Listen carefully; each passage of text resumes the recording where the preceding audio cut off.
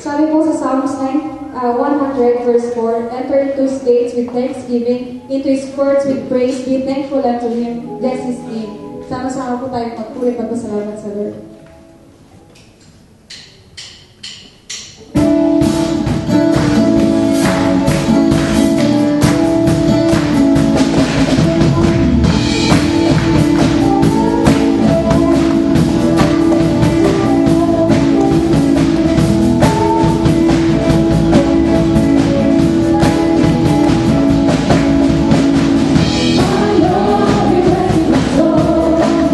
He's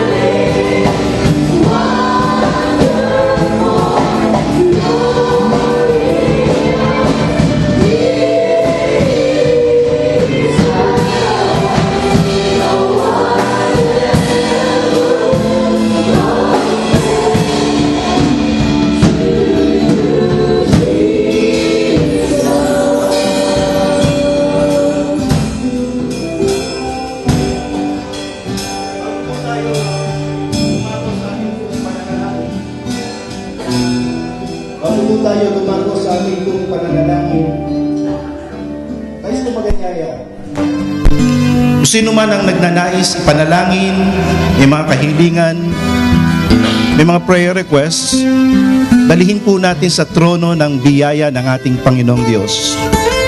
Nais kong anyayahan kung sino man na may prayer request na lumapit lamang dito at kayo po ay aming pong ipapanalangin. Walang Diyos na katulad ng ating Diyos, kundi ang ating Panginoon na sinasamba at dudulugan. Habang minsan pa inaawit natin ang minsan pa ang chorus, You are magnificent. You are magnificent, eternally wonderful, glorious Jesus. No one ever can compare to you, Jesus. Tayo, ihimo ko tayo di manalangin. Napakasarap sumamba sa iyo, O Diyos. Napakasarap sa presensya mo. Napakasarap kang purihin. Nakakalimutan namin maging ang aming mga problema, Panginoon. Nakakalimutan namin ang aming mga suliranin, ang mga bigat ng aming mga puso. Habang sumasamba kami sa iyo, Panginoon, at niluluwalhati namin ang iyong dakilang pangalan. Napakasarap alalahanin ang iyong mabubuting gawa. Napakasarap alalahanin ang iyong kabutihan, ng iyong kagandahan loob, ng iyong mga biyaya, ng iyong mga pagpapala. Napakasarap alalahanin ang iyong mga pangako, Panginoon, na kahit isang tuldok sa iyong pangako, hindi ka po nagkulang. Ito po, Panginoon, ay ibinigay at ipinagkaloob mo po, Panginoon, sa bawat isa po sa amin. Maraming salamat sa iyo. Sa panahon ng pagsamba, Panginoon, alam po namin yung makapangyarihang kamay mo ay gumagawa at kumikilos, Panginoon. Hindi na kami kinakailangang humiyaw pa sa iyo, sapagkat batid mo yung nasa ng aming mga puso. Batid mo ang aming pong mga pangangailangan. Ang nais mo lamang, Panginoon, ay ang aming pong pagsamba at lubusang pagtitiwala sa iyo. Panginoon, sa aming pong pagdulog, kung nakakakita ka ng anumang karumihan sa aming mga puso, humihingi po kami ng kapatawaran sa iyo sa pagkakataon pong ito. Wala nawang maging hadlang sa pagdulog po namin sa iyo. Salamat sa pagpapatawad, salamat sa dugo ng aming Panginoong Hesus na hanggang ngayon ay mayroong kapangyarihan, Panginoon, upang linisin kami sa lahat ng aming nagawang kasalanan. Narito ang aming mga kapatid sa pananampalataya, Panginoon, na nakatayo. Hindi lang sila nakatayo sa unahan, O Diyos. Alam po namin, Panginoon, na nandirito kami ngayon sa trono ng iyong biyaya, sa luklukan mo, Panginoon. Sapagkat ang sabi mo sa iyong salita, anumang aming panalangin, Panginoon, ay dinudulog po namin sa trono ng iyong biyaya. Ito po, Panginoon, ay aabutin mo. Ito po, Panginoon, ay pagkakaloob mo sa bawat isa po sa amin. Hindi dahil sa aming karapatan, hindi dahil sa aming mga nagawa, kundi dahil lamang sa mga nagawa ng aming Panginoong Hesukristo. Panginoon, anumang pangangailangan ng kapatid po namin ngayon na lumapit dito, maaari may pangangailangan ng kagalingan sa kanilang karamdaman o karamdaman ng kanilang mga mahal sa buhay, simpleng ubo, sakit sa balat, hypertension, diabetes, pananakit ng kalamnan, sakit sa mata, Panginoon, sa pangalan ni Jesus, dinadala namin sa iyong lahat ito, Panginoon. Sapagkat alam po namin, ikaw lamang ang Jehovah Rapha, ang Diyos na nagpapagaling sa aming pong mga karamdaman. Dalangin po namin ang mga ooperahan, Panginoon. Bigyan mo ng wisdom ang mga doktor, bigyan mo ng guidance, Panginoon, ang mga gamit nila, ang mga gamot, ang mga ospital, Panginoon. Subalit ang kagalingan ay magmumula lamang sa iyo at ikaw lamang ang aming papupurihan at luluwalhatiin. Maring meron din kami mga kapatid dito, Panginoon, na lumapit na mayroong mga problemang pinansyal, mga pagkakautang, mga dapat bayaran, Panginoon. Lord, sa pangalan ni Jesus, naniniwala kami na ang katugunan mo sa panalangin ay manggagaling sa kayamanan mo sa sangkalangitan, O Diyos. Lord, pakita mo sa amin, patunayan mo po, Panginoon, na hindi ka po nagkukulang sa aming po mga kapatid na ito. Hindi po namin alam kung saan manggagaling ang financial provision, subalit alam po namin, sa takdang oras, sa takdang panahon, tumutugong ka sa aming po mga pangangailangan. Mga kapatid namin may mga problema sa relationships, O God, Lord, maging ito'y sa asawa, maging ito'y sa mga anak, sa mga in-laws, Panginoon.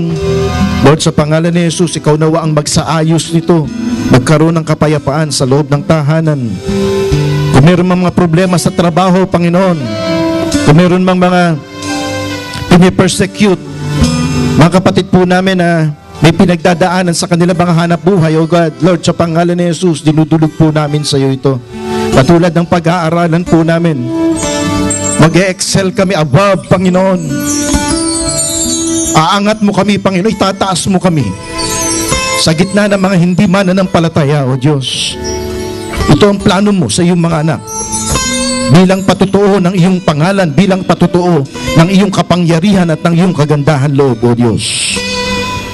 Idinudulog din po namin sa iyo si Ruby Claramo, ang successful operation sa kanyang gallstone. Si Marilyn, ang complete healing sa kanyang back pain. At ang first trimester na pagbubuntis ni Gracia Melia. Si Rodolfo Velasco Sr., ang healing sa kanyang stroke at ang problema niya sa kanyang creatinine. Si Rogelio Velasco, Panginoon, si Kuya Rolly sa kanyang kagalingan sa kanyang diarrhea at abdominal pain. Si Ninita, ang kanyang pagka-release ng kanya pong cancellation ng mas maaga at madali, O Diyos. Lord, marami pang mga prayer requests, hindi na ilista, subalit alam po namin nakarating sa trono na yung biyaya. Salamat sapagkat meron kaming Diyos na magnipisan. Isang Diyos na dakila, Panginoong Jesus, ikaw ang tinataas po namin. Sapagkat naniniwala kami na ang lahat ng aming pong panalangin ay nakakarating sa trono ng biyaya ng aming Panginoon, ng aming Ama, dahil sa pangalan mo lamang, Panginoong Jesus. Marami pong salamat sa iyo. At lahat po ng ito, Panginoon, ay aming pong idinadalangin sa tanging karapatan at pangalan po ng aming mananakop na si Jesus. Amen.